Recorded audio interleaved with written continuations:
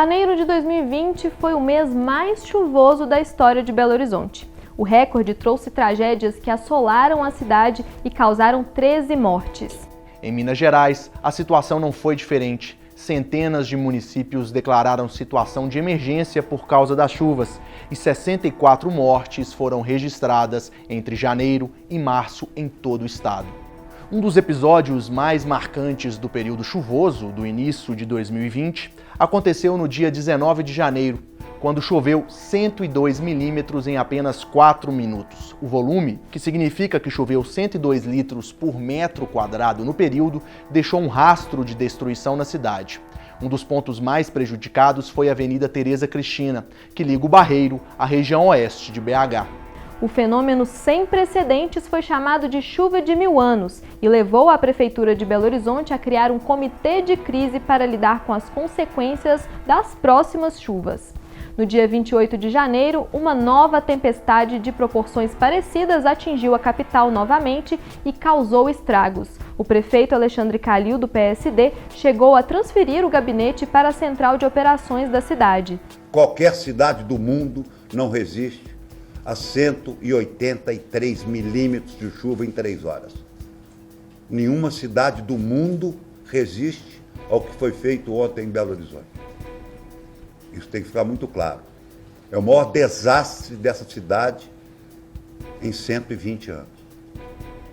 Mas se Deus quis que caísse na nossa mão, nós vamos resolver essa situação. Os esforços das autoridades, no entanto, não foram capazes de prevenir as mortes na capital. 7 pessoas foram soterradas após um deslizamento na Vila Bernadette, no Barreiro. Uma mãe e seus 3 filhos também morreram após um deslizamento de terra no Jardim Alvorada, noroeste da cidade. As 13 mortes ocorridas em Belo Horizonte no período aconteceram da mesma forma. As tragédias revelaram uma face cruel do processo desordenado de urbanização.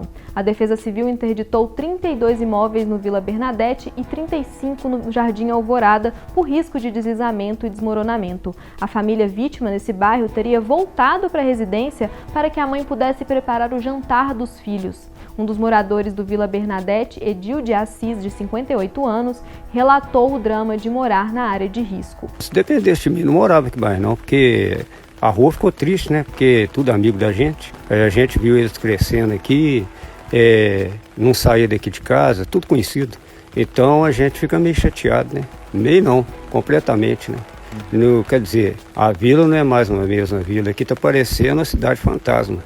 A maioria das mortes registradas em Minas no início do ano foi causada por deslizamentos de terra, desabamentos e soterramentos. Um dos casos mais marcantes no interior aconteceu em Birité, na Grande BH, onde 2 mulheres e 2 crianças morreram após a casa em que estavam desabar. Uma das crianças tinha 6 anos e a outra apenas 6 meses de idade. Outro caso triste ocorrido durante as chuvas de janeiro em Minas Gerais é o de uma família de Alto Jequitibá, na Zona da Mata. 2 crianças, uma de 8 anos e outra de apenas 1 ano, morreram após uma tromba d'água causar o deslizamento de um barranco sobre a casa deles e a lama e a água que vieram arrastaram a família toda para fora. O filho mais velho, de 11 anos, sobreviveu ao se agarrar em uma cerca de arame farpado. Em Belo Horizonte, alguns dias depois da tragédia no Barreiro, as cenas registradas pela cidade mostraram que a gravidade do problema se estendeu também para locais como a Rua Marília de Dirceu, no bairro de Lourdes, e na Avenida Prudente de Moraes, no Cidade Jardim, ambas na região centro-sul de Belo Horizonte, uma área nobre da cidade. E as imagens lembraram o povo de Belo Horizonte da existência e da força dos córregos suprimidos na região no processo de construção da metrópole. O podcast Tempo Hábil falou sobre o tema na época e detalhou os impactos da falta de planejamento ambiental no processo. A questão é que também não é de agora que o planejamento urbano da cidade não leva em conta os cursos d'água que passam por ela. Muito pelo contrário. Lá no primeiro projeto urbanístico, o chefe da comissão construtora da nova capital, Arão Reis, ignorou completamente os córregos e ribeirões da cidade. Só o Arrudas foi levado em consideração. O saldo após o mês de janeiro foi de uma série de recordes tristes. A região oeste da cidade, por exemplo, registrou 967,8 milímetros de precipitação em janeiro.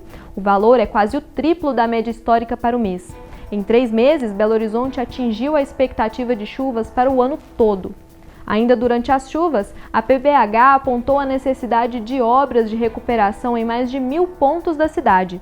O investimento inicial nessas obras foi de R$ 7,5 milhões enviados pelo governo federal. As intervenções, no entanto, foram feitas apenas para reparar estragos pontuais e não solucionar definitivamente os problemas causados pela chuva na cidade. A Avenida Vilarinho, em Venda Nova, é um dos maiores desafios da gestão municipal. As obras que prometem solucionar o problema estão na segunda etapa de 3. E, até o momento, já foram investidos mais de R$ 50 milhões. Em 2019, a Câmara Municipal de BH autorizou a Prefeitura a tomar um empréstimo de US$ 85 milhões para custear as intervenções. A conclusão deve acontecer em 3 anos. E agora, de volta ao período chuvoso e em um contexto de pandemia pós-eleições municipais, Belo Horizonte espera viver dias menos traumáticos em 2021.